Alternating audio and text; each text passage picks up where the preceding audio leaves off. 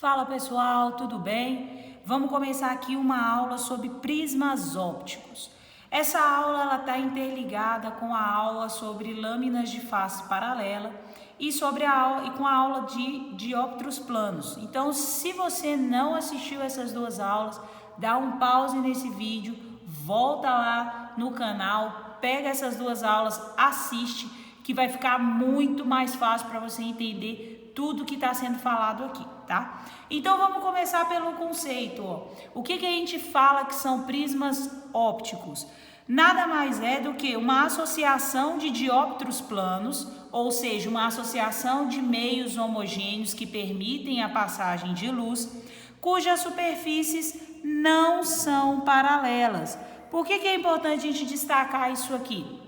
Porque se as superfícies fossem paralelas, a gente teria o caso de lâminas de face paralela, né? Só que aí, quando a gente passa para situações em que as faces, né, ou as superfícies, na verdade, não são paralelas, a gente classifica o nosso sistema como um prisma. E aí a gente tem, ó, coloquei aqui um prisma, eu tenho o meio 1, que tem o índice de refração N1, tem o meu meio 2, que tem o índice de refração N2, e tem o meio 3, que tem o índice de refração N3.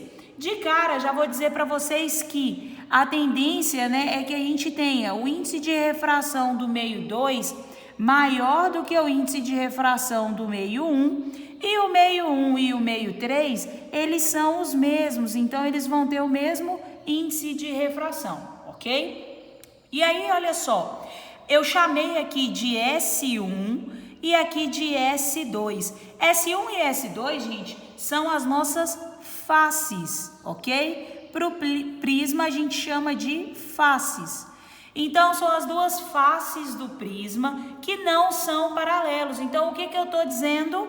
São os meus dióptros que não são paralelos, né? Então, eles constituem a minha face, face S1 e face S2. O que mais que eu tenho aqui no prisma que a gente precisa identificar que é elemento?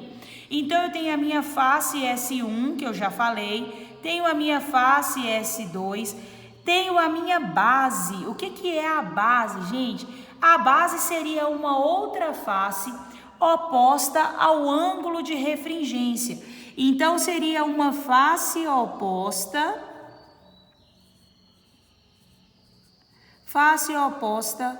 ao ângulo de refringência. Quem é esse ângulo de refringência? É o ângulo que vai ser formado entre as minhas duas faces. É esse ângulo A aqui, olha.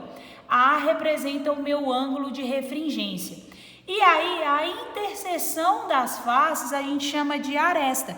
Então, essa interseção aqui entre as faces, a gente dá o nome de aresta. Tem muita coisa que é similar ao que a gente está acostumado a ver em matemática e tem algumas coisas que a gente costuma fazer uma adaptação, a gente troca um pouco. Mas o conceito, no fim das contas, ele chega a ser bem próximo, tá bom? Então, a gente já viu alguns elementos do prisma e agora a gente vai dar uma aprofundada nesse conceito. Então, vamos lá, ó. Coloquei aqui um prisma com vários índices e ângulos demarcados e uma série de coisas para a gente entender. Então, primeiro a minha condição de existência, né? O índice de refração do meio 2, ele é maior do que o índice de refração do meio 1, que é igual ao 3. E aí aqui eu tenho o meu prisma. Fiz várias marcações aqui, gente. Tenho a minha face S1, que é essa face aqui. Aqui tem a minha face S2. Esse A aqui é o meu ângulo de refringência que a gente acabou de falar. E aí eu tenho que R é o meu raio de incidência e R' é o meu raio de emergência, ou seja, é o raio que emerge do prisma. O que eu quero que vocês observem? Olha a trajetória da luz, olha. Ela incide formando um ângulo I, que é o meu ângulo de incidência. Ela refrata nesse ângulo R e aí ela passa através do meu prisma, ok? Numa trajetória que é uma trajetória paralela à minha base. E aí depois ela vai refratar novamente e aqui sai na forma do meu raio emergente, né? Tem aqui o meu R', que é o meu ângulo de refração, e o meu I', que é o ângulo que o meu raio sai, né? O meu ângulo do raio de emergência. O que mais que eu tenho aqui? Esse ângulozinho aqui, gente, eu chamei de delta, tá? É o desvio angular. Ou seja, quanto que a minha luz desviou? Ela entrou num ângulo, ficou paralela, saiu no outro ângulo. Qual foi esse desvio da luz? Quanto que a luz desviou do ângulo original que ela estava? Então, esse delta, esse desvio angular, ele pode ser considerado mínimo, ou seja, a minha luz teve o mínimo de desvio quando? Quando o meu ângulo de incidência I é igual ao meu ângulo de emergência. Então, quando I é igual a I', e quando R, que é o meu ângulo aqui, quando o meu raio refrata, é igual a R', eu considero que esse desvio angular, ele é mínimo, ok? Aqui eu coloquei, né, o prisma como um todo. Tem vários elementos que a gente vai voltar nesse desenho para quando a gente estiver destrinchando melhor as fórmulas, tá? Aqui eu estou apresentando para vocês os elementos para a gente ir familiarizando. E aí a gente tem uma classe que a gente chama, um caso especial, que a gente chama de prismas de reflexão total. O que são prismas de reflexão total, gente? São prismas que mudam a direção de propagação da luz, ou seja, a luz está se propagando em uma direção e ela muda essa direção de propagação. Olha aqui, ó, a minha luz estava incidindo na horizontal e agora ela veio para a vertical. A mesma coisa aqui, ó, eu tenho o meu raio A de incidência na horizontal, quando chega no prisma ele fica na vertical e depois ele volta para a horizontal. Aqui eu tenho o prisma reto, né, de 90 graus e aqui de 180. Então, ó, eu mudo a direção de propagação da luz ou eu endireito imagens da luz no interior do prisma.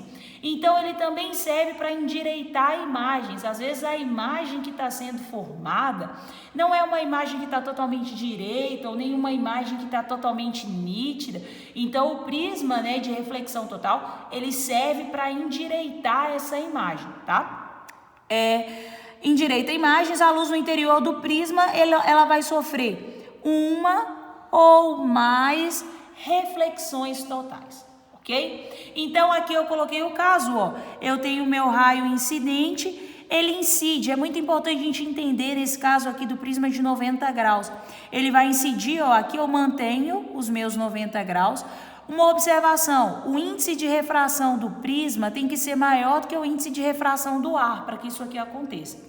E aí, ó, eu tenho o meu raio incidente, ele vai incidir aqui no meu prisma e ele vai refletir totalmente, ou seja, eu não tenho refração aqui, eu tenho reflexão total. A luz bate e reflete em 100%. E aí, ó, como é um prisma reto, 90 graus, tenho 90 graus aqui, 90 graus aqui também, dividido em dois ângulos de 45, tá? Aqui é a mesma coisa, só que aqui eu tenho incidência. Eu tenho uma primeira reflexão total, ó, veio na horizontal, refletiu totalmente para a vertical e depois ele reflete totalmente para sair na horizontal, né? Tem o raio incidente A e o raio emergente A'. A mesma coisa aqui com B, ó. Eu tenho o raio incidente B, ele passa pela primeira reflexão total, fica na vertical, e passa pela segunda reflexão total e emerge como o B', tá bom? Coloquei esses casos especiais aqui porque é muito comum de aparecer em exercício, e aí é importante que você tenha noção disso, de como o raio vai se comportar quando ele passar por esse prisma, quando ele atingir essa outra face do prisma, tá bom? Então, gente, vamos lá. Quais são as principais fórmulas que a gente utiliza quando a gente está trabalhando com prismas? Primeira coisa que a gente vai lembrar, a gente está trabalhando com prismas e, no geral, eles estão passando pela refração. Então, a gente vai trabalhar com a lei de Snell. Só que agora a gente tem uma lei de Snell para a primeira face do prisma e para a segunda face. Porque a gente tem que lembrar que o nosso prisma, ele é composto por duas faces, né? Tem a minha face S1 aqui e a minha face S2 desse lado. Então, ó, eu tenho para a minha primeira face N1 seno de θ incidente igual a N2 seno de R. Então, vamos identificar, ó, N1, que é esse meio aqui, vezes o seno de I, que é o meu raio de incidência, é igual a N2, o índice de refração aqui do meio, vezes R, que é o meu raio refratado, né, seno de R. Fiz aqui para a primeira face. Para a segunda face, o que a gente vai ter? N2 vezes o seno de R'. Então, ó, índice de refração do meio 2 vezes o seno de R', que é esse ângulo aqui, é igual a N1. Ah, por que você botou N1 de novo? Gente, lembra que N3 é igual a N1, então eu poderia escrever N3 ou N1, ok? N1 vezes o seno de I', que é esse ângulo de emergência aqui, ó, ok? Então, eu consigo aplicar a lei de Snell, ótimo. O que mais que a gente consegue fazer aqui no prisma? A gente tem mais algumas fórmulas, ó. Deixa eu botar aqui em cima que fica legal a gente visualizar junto, as duas folhas. Então, falamos aqui da lei de Snell, ok? Agora, eu tenho essa relação aqui, olha. O meu ângulo A, ele é igual ao somatório de R e R', porque A é o ângulo externo. Gente, vamos entender quem é A? A é esse ângulo aqui, ó. Ele é externo a esse triângulo aqui que foi formado, ó. Esse triângulo aqui. Então, A é igual ao somatório desse ângulo R mais R', ok? O mesmo raciocínio, agora a gente vai ter um raciocínio similar para a gente poder calcular qual é o meu delta. Lembra que a gente falou do delta? Que o delta era o ângulo de desvio, esse ângulozinho aqui, ele é mínimo quando I é igual a I', R igual a R'. Mas e quando ele não for mínimo? Como que eu calculo o desvio angular? Então, o delta, ele vai ser calculado da seguinte maneira, ó. Eu vou fazer I menos R, então eu vou pegar o meu ângulo de incidência menos o meu ângulo refratado, mais I', que é o meu ângulo de emergência, menos o meu ângulo R', ok? Então, ó, eu vou fazer I menos R mais I' menos R'.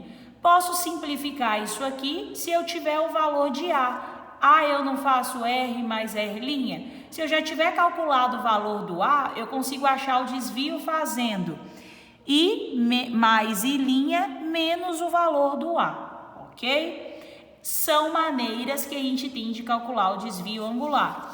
Ah, como que eu vou saber, gente? O exercício ele pede de forma bem explícita, ele vai te falar, calcule o desvio angular do raio de luz que passa pelo prisma X. E aí vai te dizer lá as características do prisma, tá bom? O que mais que a gente tem? Ó, esse desvio angular, ele vai ser mínimo. Eu tenho que A é igual a 2 vezes o valor de R. Gente, vamos pensar. Qual foi a condição? Ó, o desvio angular é mínimo quando I era igual a I', ok? Como que eu calculo A? A não é R mais R'? Ó, R igual a R', desvio mínimo. O A não é R mais R'? Então, eu posso afirmar que quando o meu desvio angular é mínimo, eu calculo A fazendo 2 vezes R, ok? Por quê? Porque R vai ser igual a R'. Então, seria a mesma coisa de eu somar R mais R aqui. E aí, o meu desvio angular, ele pode ser dado por 2 vezes I menos o valor de A, tá? Lembrando que eu estou na condição de desvio angular mínimo. Não é uma condição qualquer, é quando o meu desvio é mínimo. O seu exercício tem que te dizer que o desvio é mínimo para que essas relações aqui, ó, elas possam ser válidas, tá? Porque quando a gente tem um desvio mínimo, eu tenho que o ângulo de incidência I é igual ao de emergência, que é o I', e o ângulo refratado R igual a R', tá bom? Então, essas duas relações valem. Ah, o exercício não me disse que o desvio é mínimo. Então, tu vai calcular o desvio angular aqui, normalmente, padrãozão, tá bom? E para prismas que são de reflexão total, o que a gente tem? Seno de I'. Gente, I' é esse ângulozinho aqui, os dois são iguais, ok? Ele tem que ser maior que o índice de refração do meio 1 dividido pelo índice de refração do meio 2, né, que é o do prisma. Ah, mas para que eu vou usar isso? Imagina lá que você precisa descobrir quanto é o ângulo mínimo de refração para que ocorra uma reflexão total ali no seu prisma. Qual é o ângulo mínimo para que ocorra uma reflexão total no meu prisma? Ou quanto tem que valer a razão entre os índices de refração para que ocorra uma reflexão total. Então você pode trabalhar nesse formato aqui, ok? Já vai te ajudar e muito, tá bom? Pessoal, lembra que essas fórmulas de prisma, elas fazem parte da parte de refração. Então a lei de Snell aqui é a mesma lei de Snell que a gente já viu, né? Vocês já devem ter visto.